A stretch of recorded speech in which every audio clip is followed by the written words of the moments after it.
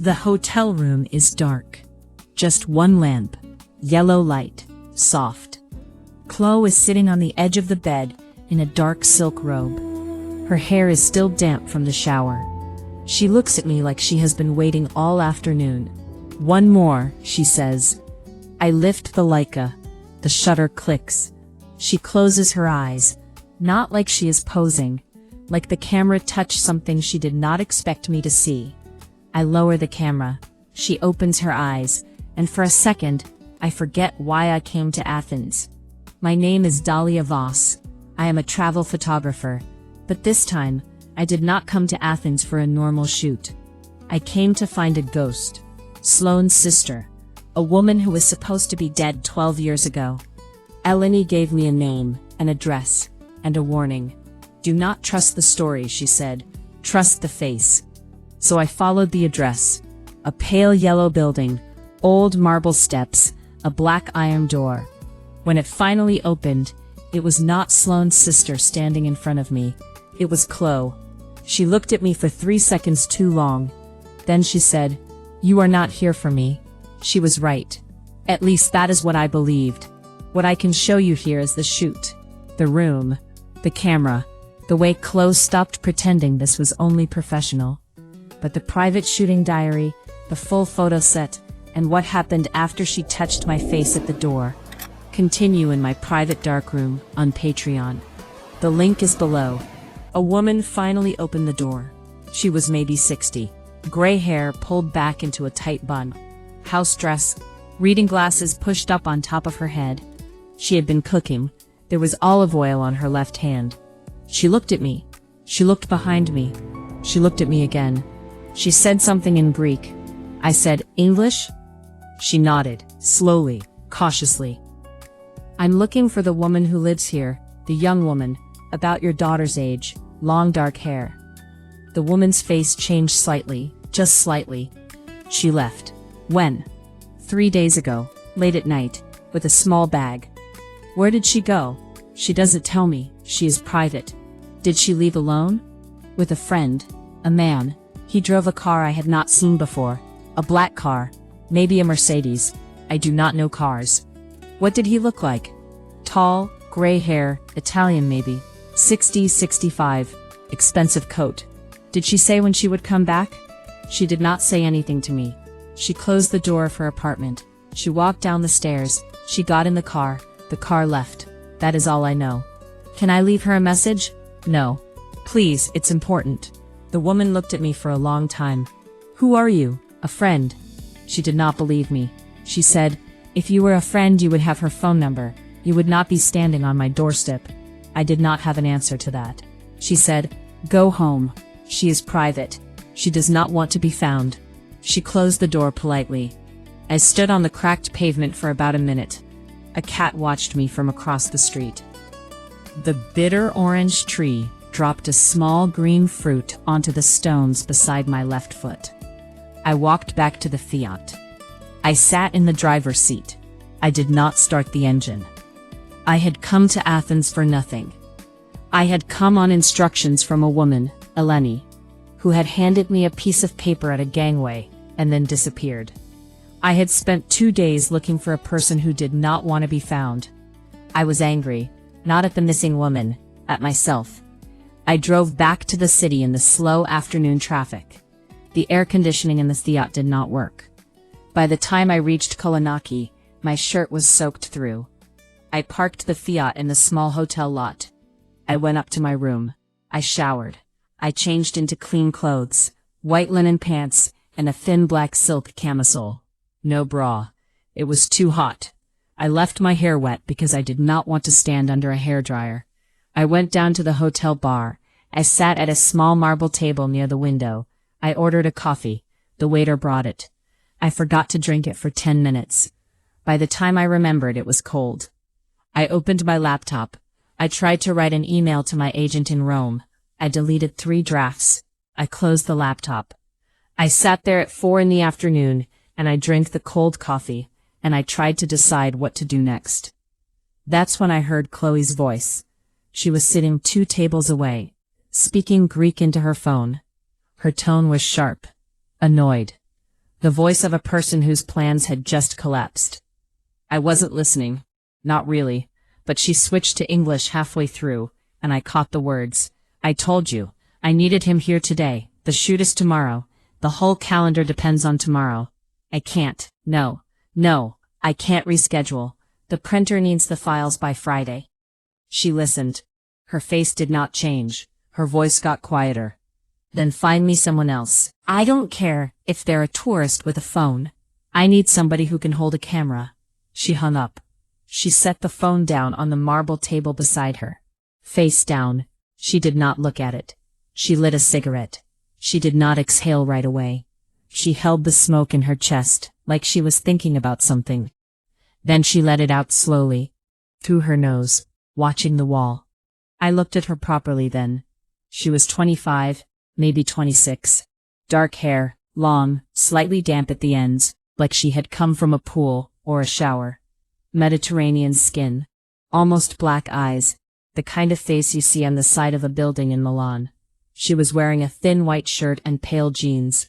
No makeup, no jewelry, except a small gold cross on a chain that disappeared inside the shirt. She was beautiful in a way that did not seem to interest her. I was about to look away when she caught me. She looked at me the way models look at people. Direct, unbothered, not flirtatious, just taking inventory. Her eyes moved down to my collarbone, to the thin gold chain I had been wearing for years, then back up to my face, then down again, this time to the camera bag on the floor beside my chair. She tilted her head. She stubbed out the cigarette, half smoked. She got up. She walked over to my table and sat down across from me without asking. Do you know anything about photography? I closed my laptop. A little. How little? I'm a photographer. She looked at me for a long second. Professional?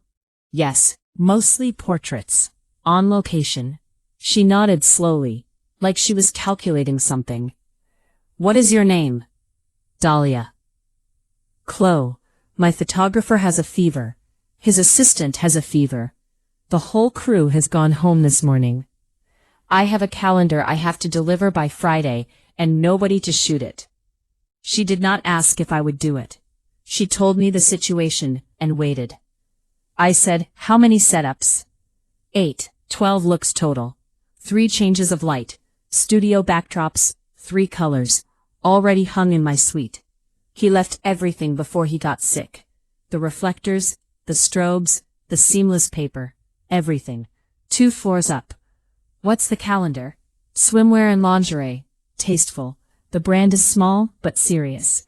The art director is a friend. He trusts me to deliver. What's it for? Charity. The proceeds go to a women's shelter in Thessaloniki. 12 months, 12 looks, 1 woman, me. It needs to feel like the same person across the year. Same body, 12 different decisions.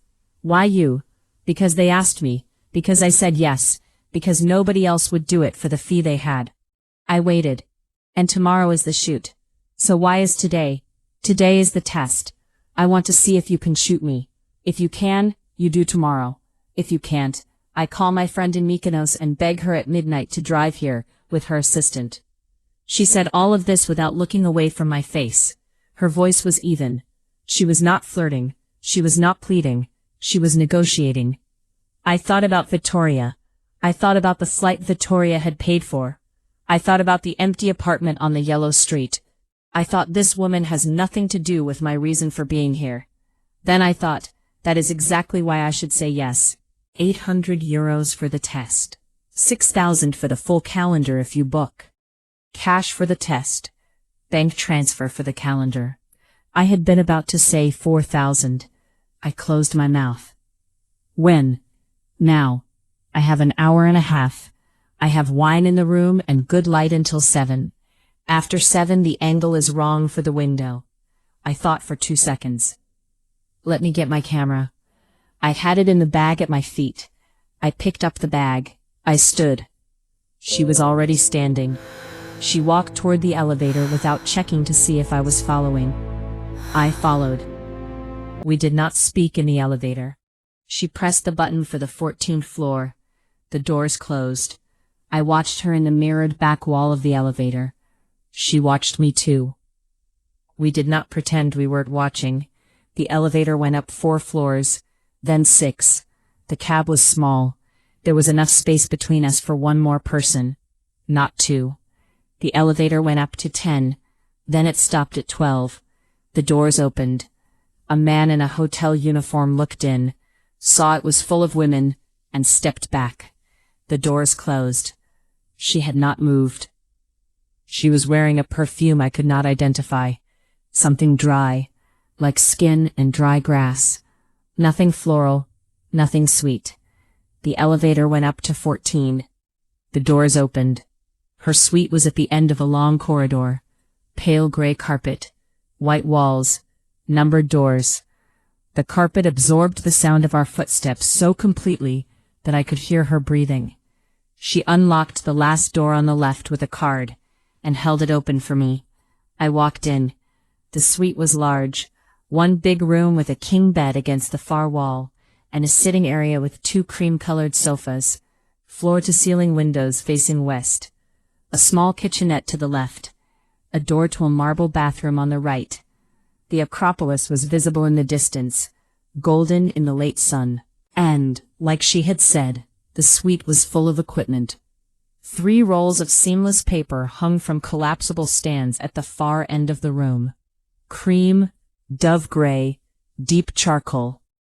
2 large reflectors leaning against a wall. A small softbox on a stand. A folding makeup table with a mirror and a row of brushes in a cup. Wardrobe racks with garment bags hanging from them. A clothing steamer plugged in by the wall. A roll of gather tape and a small toolbox on a chair. She had not lied. The photographer had been here, had set everything up, had gotten sick, had left it all. I exhaled. She closed the door behind me. She set her keycard on the entry table. She slipped off her sandals. Bare feet on the pale carpet. Small feet. A second small tattoo on her right ankle that I did not register until later. A thin Greek word in tiny letters that I could not read. She walked to the wardrobe rack and unzipped the first garment bag. "I'll change. You set up." She disappeared into the bathroom. I stood in the middle of the room with my camera bag and looked at the light. The west window was throwing a long, warm rectangle across the floor. It would hit the cream backdrop perfectly for the first hour. Then it would go gold. Then it would go amber. Then it would die. I had about 90 minutes of usable light. I set the Leica on the small table beside the bed. I opened the bag. I took out my 50mm lens, my 35mm, and my 85mm. I attached the 50mm. I clipped on a diffusion cap. I checked the battery. I checked the SD card. I had 2, both empty, both fast. I unfolded the large reflector and propped it against the chair to bounce light back at the cream backdrop. I moved the chair half a meter so the reflector caught the window angle. I tested the bounce with my hand. There was a clean fill at where the subject's face would be. I unfolded the softbox stand. I positioned it camera right, slightly behind where she would stand. I plugged it in. I did not turn it on yet. The natural window light was strong enough for the first setup. I dragged the makeup table off to the side so it would not be in any frames. I rolled up an extension cord that was lying across the carpet. I checked there were no cables visible from the eye line of the cream backdrop. I took a test shot of the empty paper. The exposure was at f4, at 200 ISO, at 1/125. The light was good. The light was very good. I was adjusting the angle of the softbox a final time when the bathroom door opened. She came out wearing a silk robe, bare feet. Her hair was loose now, brushed, the dampness almost gone. She had put on a small amount of eyeliner, nothing else. She walked to the cream backdrop. She stood in the warm rectangle of light. "Where do you want me?" I looked at her through the viewfinder. "Drop the robe." She did, immediately. No hesitation. She was wearing a white triangle bra and a white thong. Both new, both the kind of thing you only buy for a photograph. Her body was lean, smooth, the skin a deep summer brown. There was a small tattoo on her left ribcage, 3 black dots in a line, that I had not seen until now. She did not pose. She let me look. I lifted the camera. I took the first frame. I took 11 more. She moved between them. Small shifts. A weight transfer. A turn of the chin. A lifting of the arm. She knew exactly what she was doing. She did not need direction. I noticed this, and I changed my approach. Look at me. She looked. Don't smile. She didn't. Slow breath through your nose. Hold it. She did. I took the shot. Her eyes were 2 coals. I lowered the camera. You've done this before. Many times. Then why am I here? Because the last 6 photographers I worked with shot me like a body. I want one who shoots me like a person who happens to have a body. I did not respond. I lifted the camera. I took the next shot. What's different about how I'm shooting you? She thought for a moment. She did not look away. You're not flattering me. You're watching me. I took the shot. What's the difference? A man flattering a woman is asking her permission to look. You're not asking. You're just looking. I like it more. I took the shot. Lift your right shoulder 1/2 centimeter. Yes. There. I took the shot. Now drop the left hip. She did. Closer to camera. She moved 1 step closer. Stop. Hold. I took the shot. Look at the floor for 2 seconds, then back at me. She did. When her eyes came back to the lens, they were different. Heavier. I took the shot. That was the best frame of the first setup. I knew it the moment the shutter went. I lowered the camera. I want to show you something. I turned the camera around. I scrolled back 2 frames. I held it up. She looked at the small screen. She looked for a long time. That is what I look like. That is what you look like when you let someone catch you between 2 thoughts. She handed the camera back. Take another one like it. You can't pose for that. That's the point. Then you have to wait for it. I have to wait. That's also the point. She smiled, small. I took 8 more frames over the next 12 minutes. None of them was like the one we had looked at, but 2 of them were good. The other 6 were filler. The light moved off the cream backdrop. The rectangle was creeping toward the wall now. I had maybe 60 minutes left. Change. She walked past me to the wardrobe rack. She unzipped a second garment bag. I drank water from a bottle in the minibar. I scrolled the back of the camera. I deleted the filler frames. I saved the 11 good ones to the second SD card. She came out of the bathroom wearing a black one-piece swimsuit with a deep front cut. She walked to the gray backdrop. She did not ask me where to stand. Same way as before. Same way. I shot her against the gray for 30 minutes. The light was going gold now. The shadows under her clavicle deepened. The line of her hip became architectural. I shot her standing first, then sitting on a small wooden block I had pulled over from the makeup table, then leaning back against the gray paper with her arms above her head. Slower, she said at one point. Slower. You're rushing the last 3 frames. You're worried about the light. The light is fine. Slow down. Let me move into the shot. I looked at her. She was right. I had been rushing. How did you know? I can hear it in the shutter. The rhythm is too fast, like you're trying to finish. How many photographers have you worked with? 40. Maybe 50. I exhaled.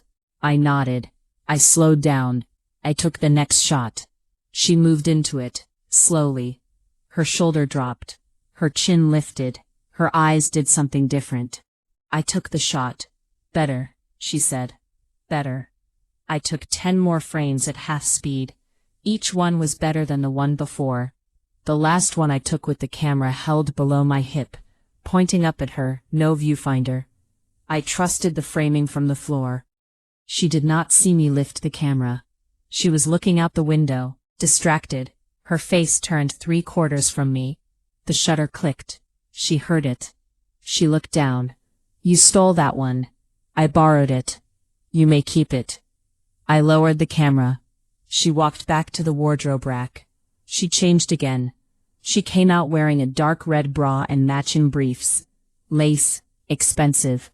She did not look at me when she walked past me to the deep charcoal backdrop. The light had gone amber now. The room was dim. The charcoal paper ate most of the remaining daylight. I switched on the softbox at quarter power to fill her face. Sit, I said. She sat on the floor, knees bent. One arm draped over her knees. Her hair was falling across her face. I knelt to get her level. I was close to her now, maybe 4 feet. I framed her face. I closed in. Look at the lens like you hate it. She did. Her eyes went black. I took the shot. Now like you forgive it. Her mouth softened. Just slightly. Her eyes did not. I took the shot. Now like you want to do something to it. She did not move for a long second. Then she did something with her face that I did not have a word for. Her chin lowered. Her gaze did not. Her bottom lip parted from the top by maybe a millimeter. I took the shot. I lowered the camera. We looked at each other. The room had gone very quiet. I was still kneeling. She was still on the floor. The space between us was maybe 3 feet. She said, "How was that?"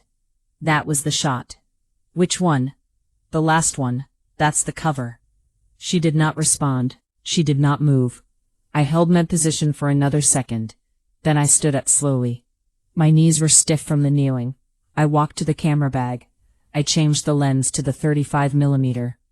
I checked the back of the camera. The light was almost gone now. When I turned back, she was standing. She had put the silk robe back on. It was untied. The red bra and briefs were still visible underneath. "Will you stay for wine?" she said. "I want to see the shots." I thought about it for 1 second. I said yes. She walked to the kitchenette. She pulled a bottle of white wine from the small fridge. She uncorked it without ceremony. She poured 2 glasses. She handed me one. She sat on one of the cream sofas. She gestured to the other. I did not sit on the other one. I sat next to her. She did not move away. I opened the laptop. I plugged in the SD card. The shots loaded. I scrolled through them slowly. She watched. When we got to the second frame from the first setup, the one she had asked me to show her, she put her hand on my arm, just briefly, to stop the scroll. "There, stop there." She looked at the screen for a long time. She said, "I have done over 100 shoots. I do not have a single photograph of myself that looks like this." "What does it look like?" "It looks like the inside of me." I did not respond. She let go of my arm. I scrolled. When we got to the gray setup, she put her hand on my arm again. "Wait, go back 2. I went back 2. "This one. This is good. The chin is right." I marked it as a select. She let go of my arm. She drank her wine. We kept scrolling. When we got to the charcoal, the parted lips, the look I did not have a word for, she set down her wine glass. She did not speak for a long time. Then she said, "That is what I look like. That is what you look like when you let someone see." She turned her head toward me. Our faces were very close. She said, "Are you going to take the job?" "Yes. Tomorrow at 9. Tomorrow at 9. She did not move. Her eyes moved down to my mouth. I did not move either. We stayed like that. 3 seconds, maybe 4. I felt the small heat from her face. I felt my own pulse in my throat. I noticed the way she was breathing. Shallow, through the mouth, the bottom lip still slightly parted from the photograph. Then I lifted the laptop off my legs and set it on the coffee table. I picked up my wine glass. I drank. She watched me do all of this. She picked up her own wine glass. She drank. Neither of us had moved closer. Neither of us had moved farther. She said, "Why did you come to Athens?" "To meet someone." "Did you find her?" "No." "Will you?" "I don't know yet." She nodded, like she had already figured out everything she needed to know about me. She said, "Was she the reason?" "For what?" For why your hands shook when you opened the laptop. You're a professional.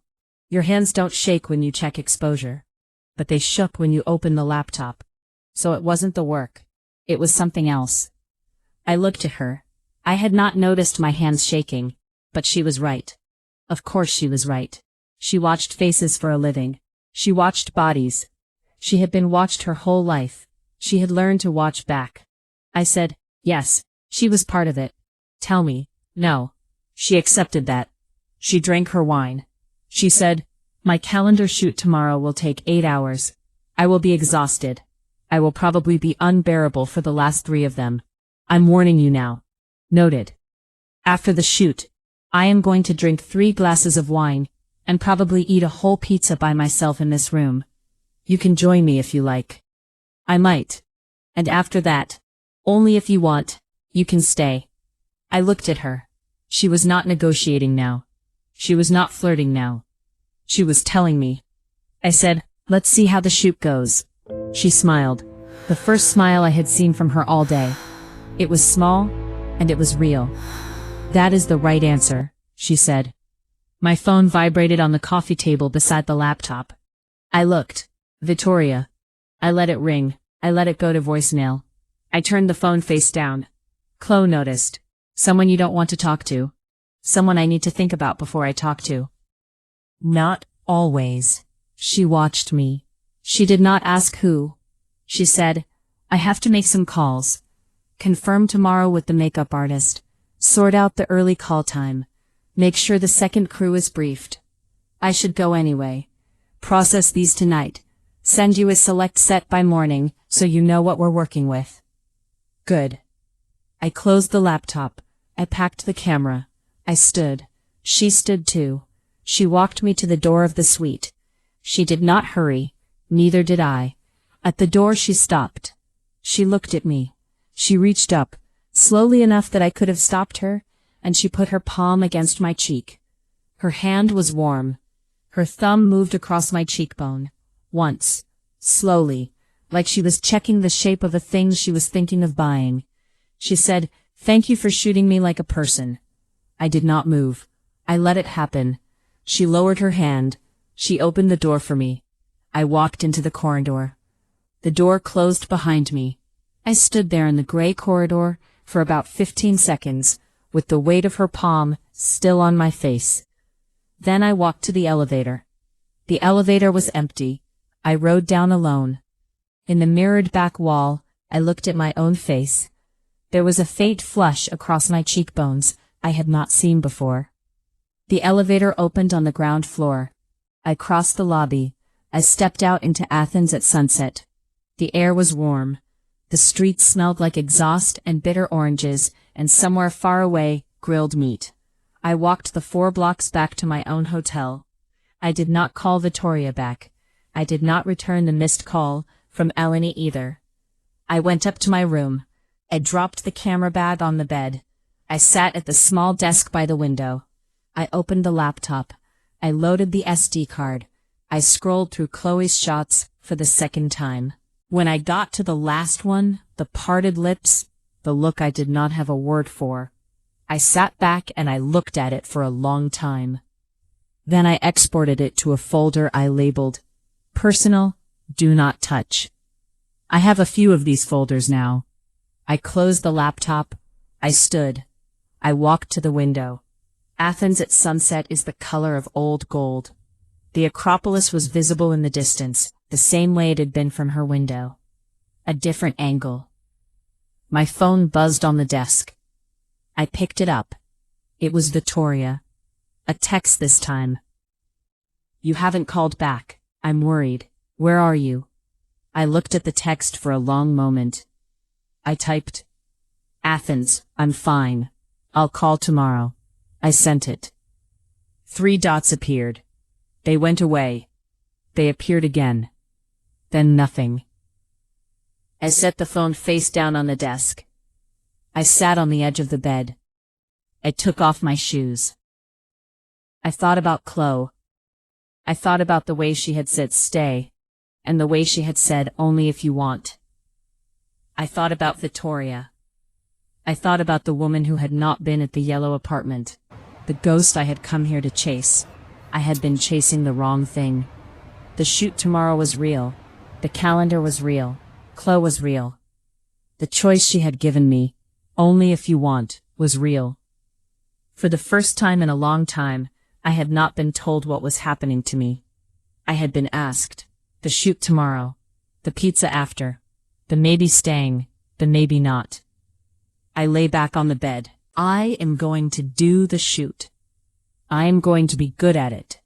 And then I am going to decide, and whatever I decide, for the first time in months, will be because I decided it. Not because Victoria decided it, not because Sloane decided it, not because the woman with the wedding ring at 4 a.m. decided it, mine. I did not sleep at first. I lay on the bed in my clothes and watched the ceiling go from pale gold to violet to dark blue. The single light in the courtyard came on and threw a thin slice of yellow through the window onto the wall. I thought about her hand on my arm.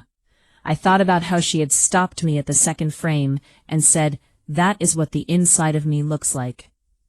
I thought about what it meant to be the photographer she had been waiting for, whether it meant anything at all, whether I was reading too much into a series of professional exchanges in a hotel suite with good light.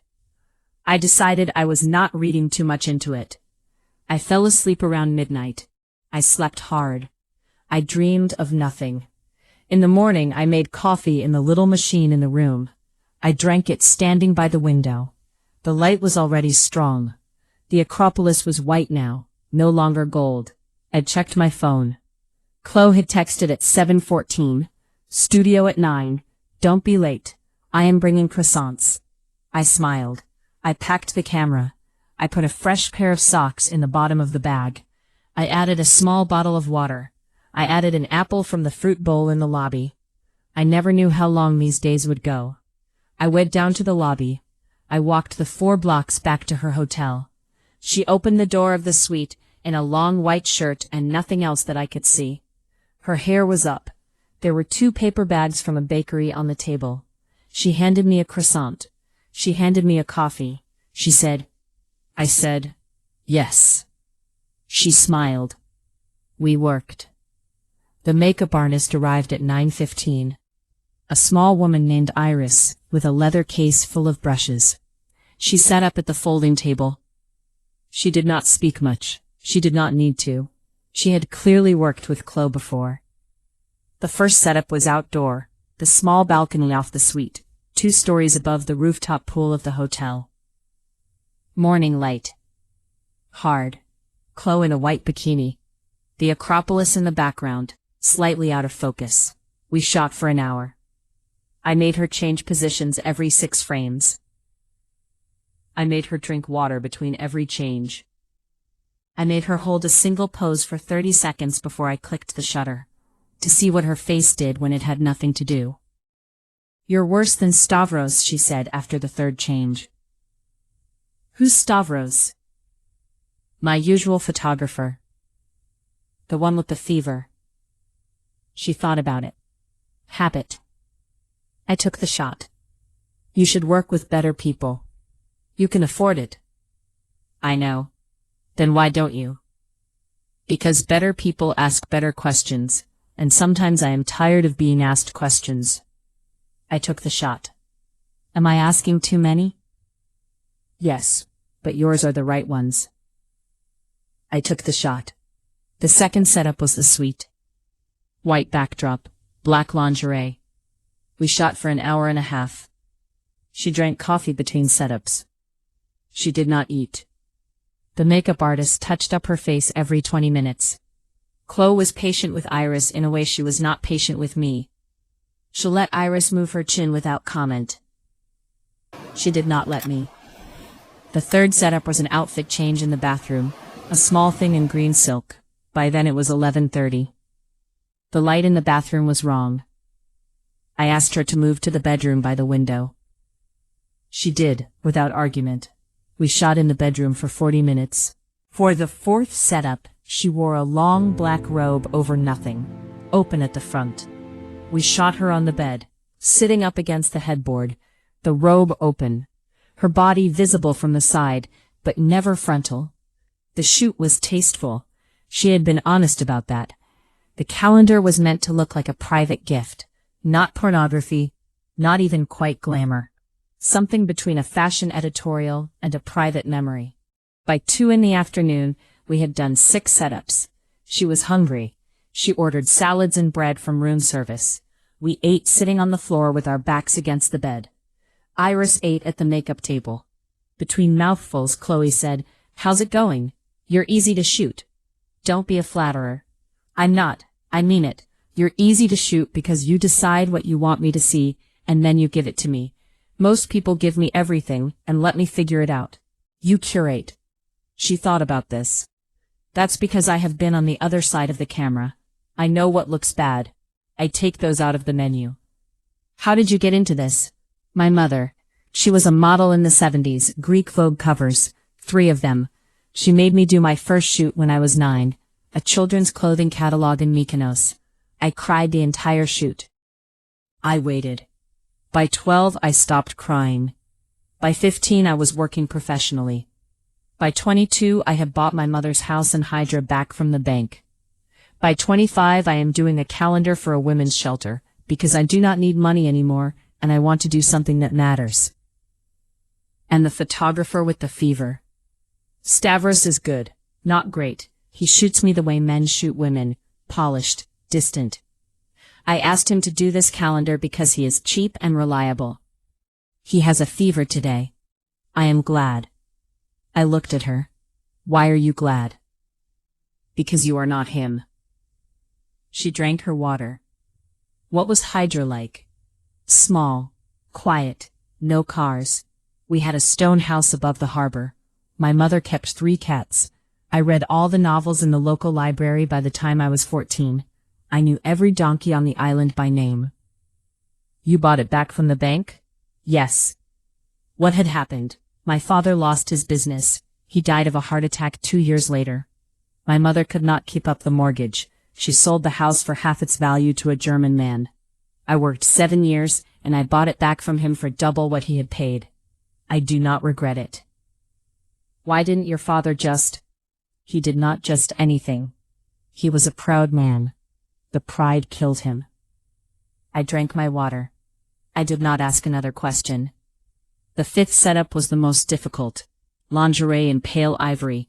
The light was the soft mid-afternoon light through the gauze curtain. The shadows were almost gone. The skin toes flattened. I had her stand against the white backdrop, and I dropped a single hard light from camera right to put shadow back into her face. She did not move for a long time. I took 8 frames. I lowered the camera.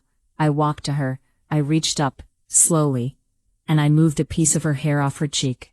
A small thing. The light needed it gone. I tucked it behind her ear. My fingertips brushed her ear. She did not breathe for 2 seconds. I stepped back. I lifted the camera. I took the shot. She did not say anything. I did not say anything. We moved on. I shot her in the ivory for another 20 minutes. I had her sit on the floor. I had her stand against the wall. I had her lie on her back on the carpet with her head turned toward the camera. The last shot of that setup was her on the floor, knees up, looking down at her own bare foot. The foot was the focus of the frame. The face was out of focus. I liked it. I marked it as a select. The 6th setup was a black bralette and matching boy shorts against a navy backdrop that Stavros had not unpacked. I unpacked it. I hung it. I steamed it. The whole thing took 20 minutes. She watched me work. You like the technical part. I like that the technical part is the part you cannot fake. The lighting will always tell the truth. The exposure will always tell the truth. The composition will always tell the truth. Even if the model is lying, the photograph will tell you. Are you saying I am lying? No, I am saying you cannot. The camera will not let you. She smiled. I took the shot. I shot her against the navy for 35 minutes. The navy ate light. I had to compensate. I bounced the softbox off the white ceiling.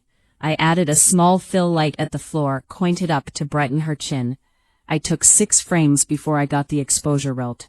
She was patient. She did not complain. I made her sit on a low stool I had pulled from the bathroom. I made her stand with her back to the camera and look over her shoulder. I made her face the camera with her arms behind her back. The last position was the strongest. I shot it for 10 minutes. She held the position without moving, except to blink. "How are you holding that?" I said at one point. "I am imagining I am made of marble. Marble does not move." I took the shot.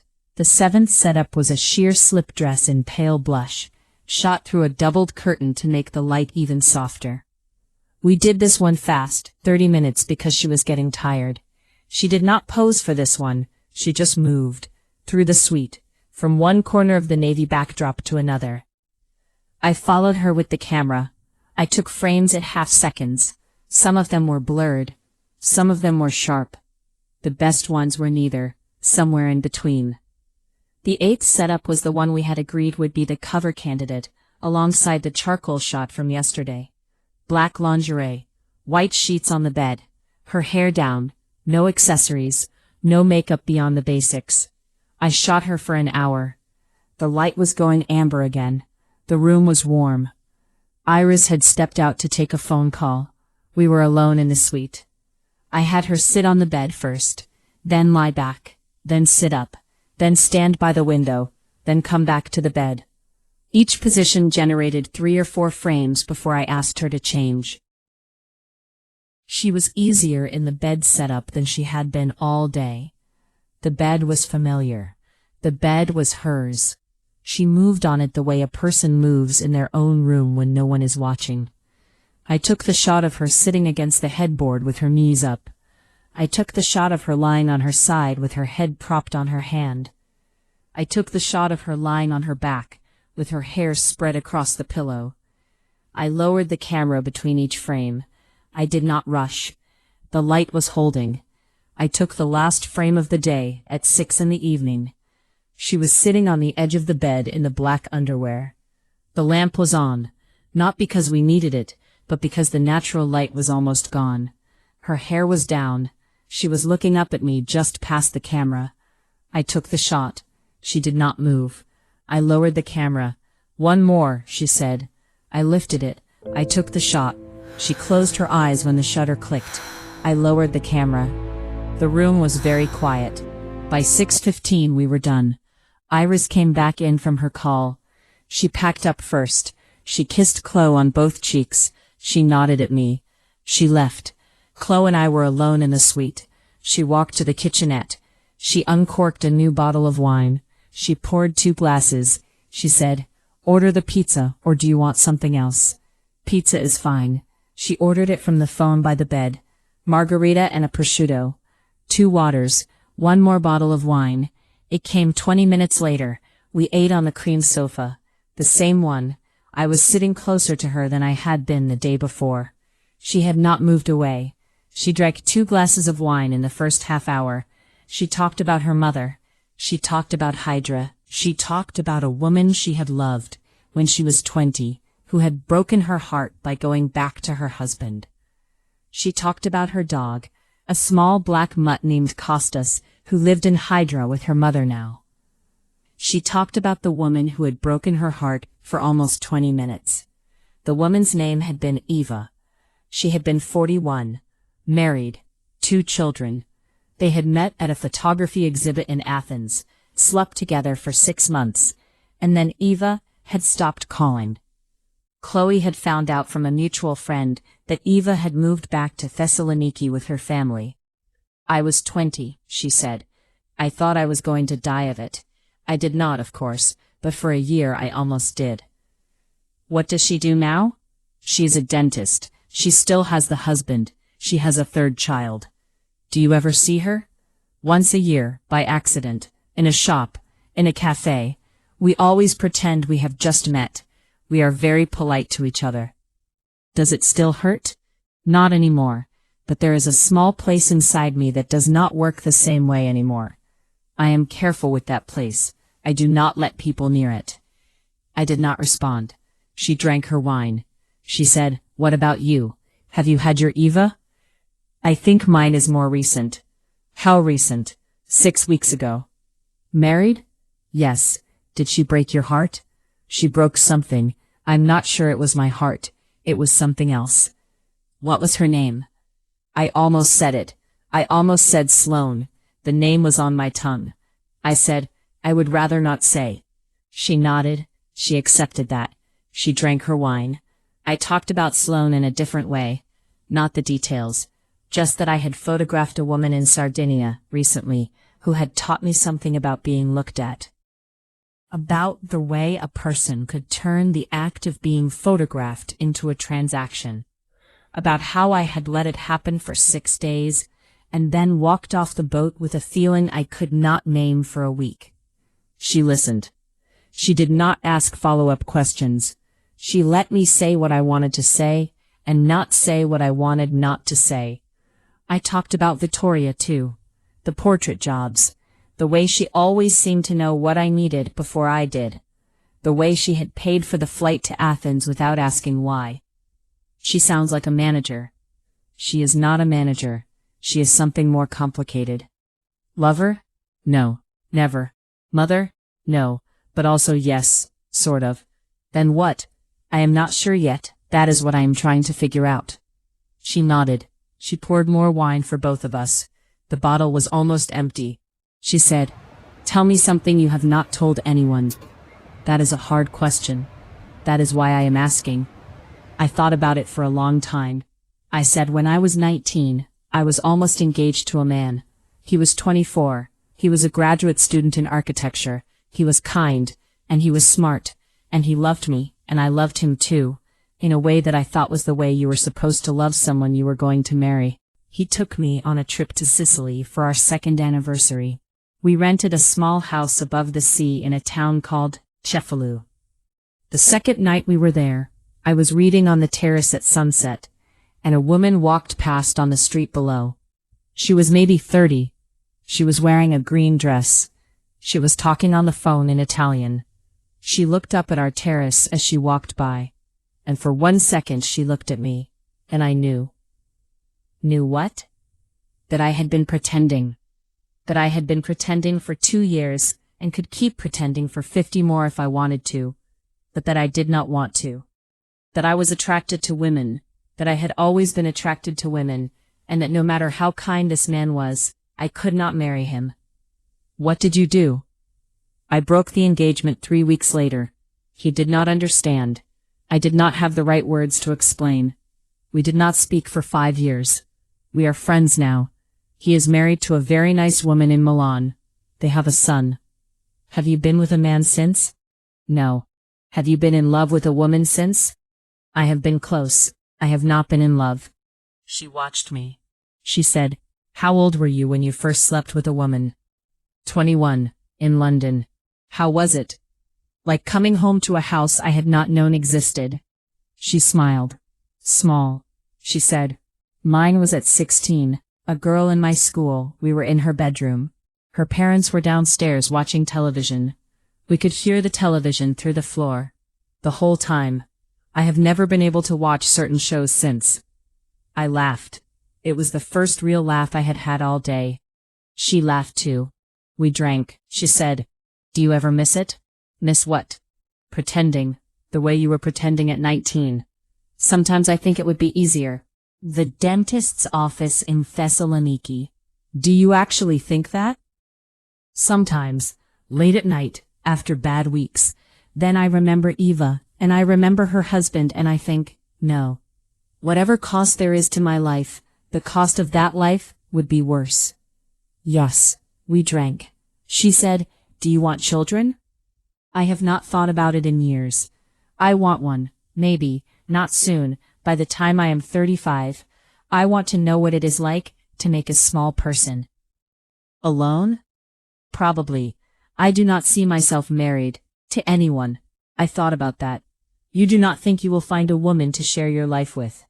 I think I will find women, many women, but I do not think any of them will stay, and I do not think I want them to.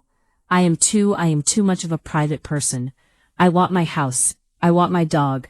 I want my work. I want my freedom. And love? I want love when I have love. I want it to be intense and brief. I do not want it to be a long marriage. I have watched my mother. I know what long marriages look like. They do not look like what people pretend. I drank my wine. She said, "What about you, children?" I do not know. I have never been in a situation where I have had to think about it seriously. I have never been with a woman long enough to have the conversation. How long was your longest relationship? 8 months. What happened at 8 months? She moved to Berlin for a job. We tried for 2 months long distance. Then we stopped. Did you love her? I do not know. I think I loved the idea of being someone who could love her. I am not sure that is the same thing. She nodded. She said, "I think you are honest with yourself, Dahlia. Most people I meet, even at my age, are not. I am trying to be more honest. I have not always been." What changed? Sloane changed me. The boat. I let someone tell me who I was for 6 days, and at the end of it I did not recognize myself. I have been recognizing myself slowly since then. And what do you see now? I see a person who knows what she wants, and is starting to ask for it. She smiled. She said, "Yes. I see her too." We drank. At 9:30 my phone buzzed. Victoria. I did not answer. At 10 Chloe leaned her head against my shoulder. I let her. She smelled like the wine and the perfume from before, and something underneath. Clean sweat, sun on skin. I had photographed her for 11 hours. I knew her body better than most people knew their lovers' bodies. But the weight of her head on my shoulder was different from any of that. It was a weight she was giving me, not a pose. At 10:15 she lifted her head and looked at me and said, "Are you staying?" I looked at her. I thought about Victoria. I thought about Vienna. I thought about the woman in the yellow apartment, who is somewhere else now. I thought about everything I had been told to want. I said, "No, I'm going back to my hotel tonight. But I want to see you tomorrow, before I leave." She smiled. She said, "That is also the right answer." She said, "Because if you had stayed tonight, it would have been because of the wine, and the pizza, and the 8 hours of looking at me through a camera. If you come back tomorrow, it will be because you decided. I prefer the second one." I drank my wine. I said, "What time tomorrow?" "Lunch. 1 o'clock. I know a place in Anathiotica. Up the hill. Small. Greek. You will like it. Send me the address." "I will." She walked me to the door. At the door she did not touch my face this time. She put her forehead against mine, for 1 second. Her eyes closed. Mine did not. She said, "Thank you, Dahlia." I said, "Tomorrow." I left. I walked back to my hotel through Athens at night. The streets smelled like jasmine now. The cafes were full. People were eating outside under string lights. A small group of teenagers was sitting on the marble steps of an old church, laughing about something on someone's phone. I felt very awake. I called Victoria from the lobby of my hotel. She picked up on the first ring. "Where have you been?" "Working. In Athens." "In Athens. You went looking for her." I stopped walking. I had been heading toward the elevator. I stood in the middle of the marble floor. I had not told Victoria why I was in Athens. I said, "How did you know that?" Long pause. She said, "Eleni called me. The morning the boat docked in Amalfi. She told me what she had given you. She thought I should know." "You know Eleni." "I have known Eleni for 11 years. I sat down on a velvet bench in the lobby. I put my elbow on my knee. I looked at the marble floor. I said, "Victoria." "Yes. How did you find me in Capri?" "You answered an ad on a portrait photographer board. I posted the ad." "Why?" "Because someone told me about you. About your work." "Who?" Long pause. "Come to Rome. We will have lunch. I will tell you everything. But not on the phone. Come on Friday. I will buy you the meal of your life." I sat on the bench. I looked at the marble floor. I counted the gray veins in the marble for 10 seconds. I said, "Tell me one thing now." "One thing." "The woman at the yellow apartment.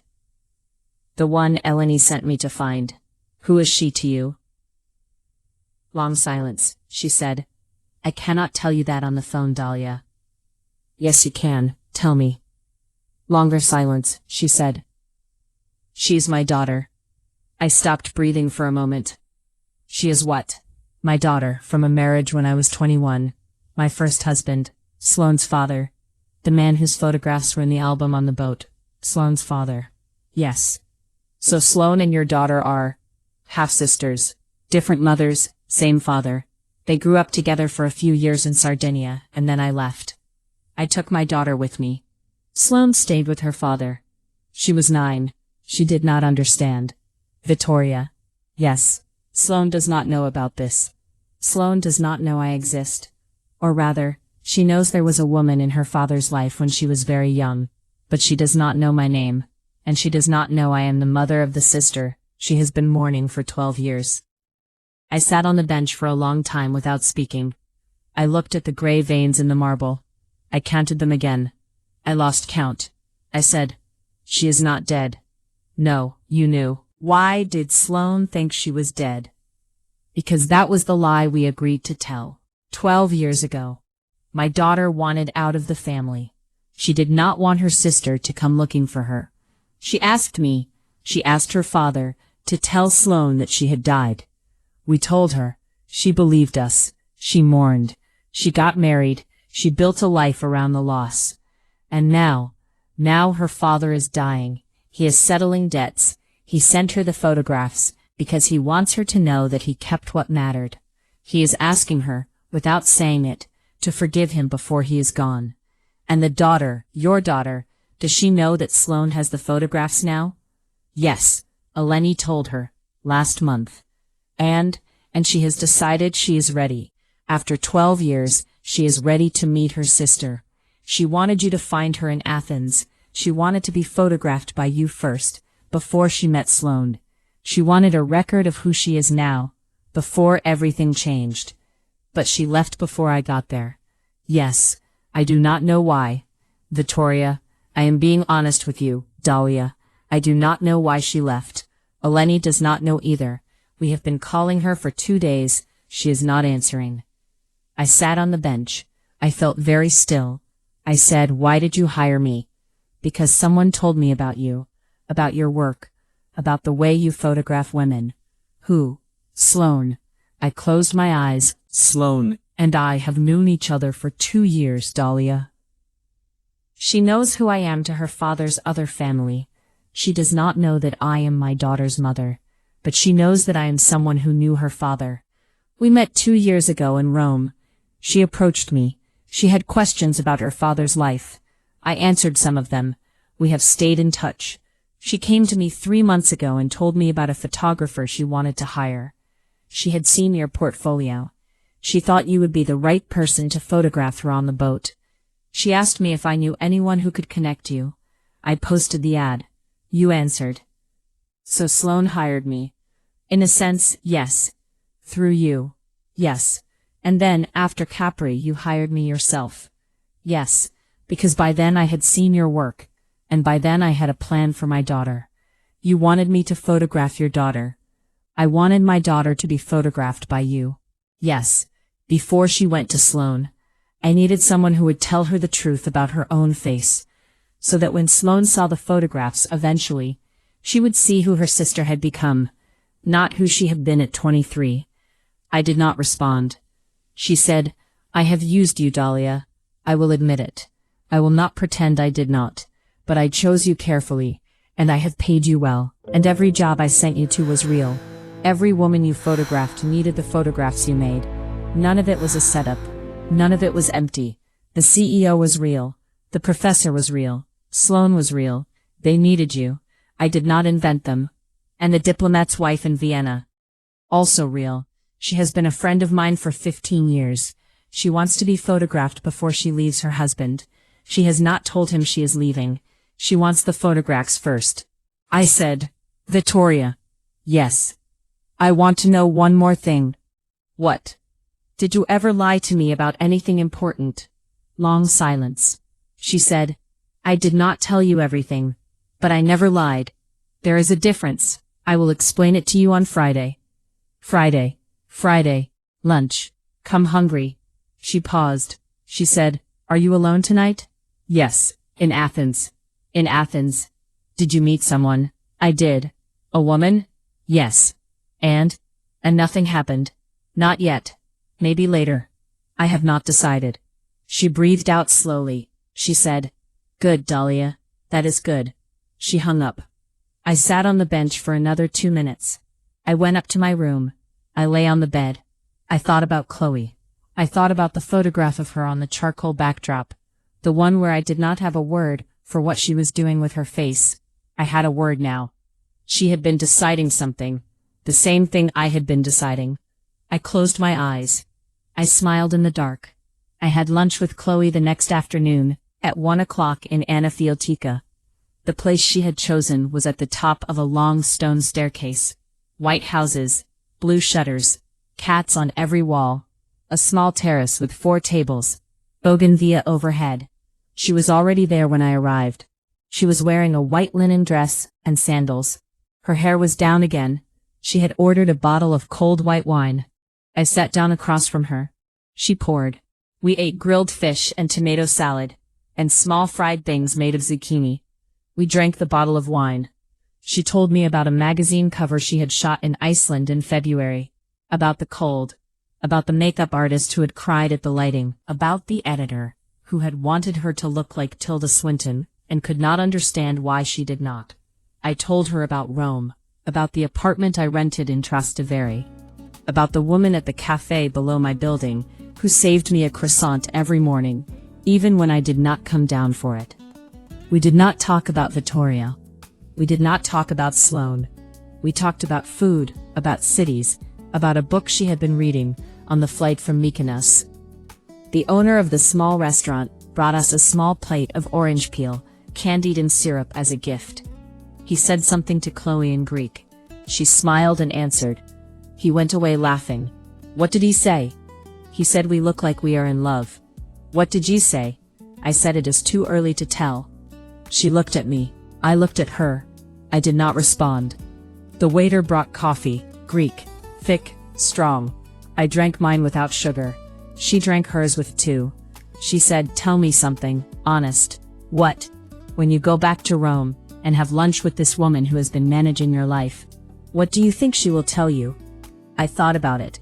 I said, "I think she will tell me she has been manipulating me, carefully, for months. I think she will tell me she had reasons. I think the reasons will be both real and self-serving at the same time. I think I will be angry. I think I will also understand. And then I will decide what to do about her." "What will you decide?" She drank her coffee. She looked out at the white houses across the small terrace. A cat was sleeping on a low wall in the sun. She said, "Do you think you will keep working for her?" "Probably not in the same way. Maybe not at all. I think after I see her I will want some space. From her, from all of it." "How much space?" "I do not know. A month, 2, maybe more." "And what will you do in the space?" "I will photograph the people I want to photograph, not the people she sends me to." Like the women I would have photographed anyway, if I had not been so busy being useful to other people for the last 6 months. Like me? You found me. That is different. It is the same thing. No. You found me by accident, in a hotel bar, because your photographer had a fever. Nothing about that was set up. True. She drank her coffee. She said, "When you come back to Athens, and I think you will tell me what you decided, about her, about the work." "I will. And we will see. And we will see." She paid the bill. She would not let me pay. She said, "When are you coming back to Athens?" I said, "I don't know. Maybe in a month. Maybe sooner." She said, "When you do, you call me. We have lunch like this one. We see what happens." I said, "Okay." We walked down the stone staircase together, slowly. The Acropolis was on our right, white in the early afternoon sun. The narrow street smelled like wet stone, and something a woman was cooking in a small kitchen above us. A radio was playing somewhere, old Greek pop music, a woman's voice, a guitar. At the bottom of the staircase we stopped. She turned to face me. She kissed me on both cheeks. Slowly, her lips brushed the corner of my mouth on the second cheek. She did it on purpose. She held there for 1 second. Then she stepped back. She said, "Goodbye, Dahlia." I said, "Goodbye, Chloe." I watched her walk down the narrow street toward the taxi rank. White dress, dark hair. Acropolis behind her on the right. She did not turn around. I did not follow her. I had a flight to catch. I am writing this from the airport. Athens to Rome. I am going to have lunch with Vittoria on Friday. I am going to ask her every question. I am going to listen to her answers.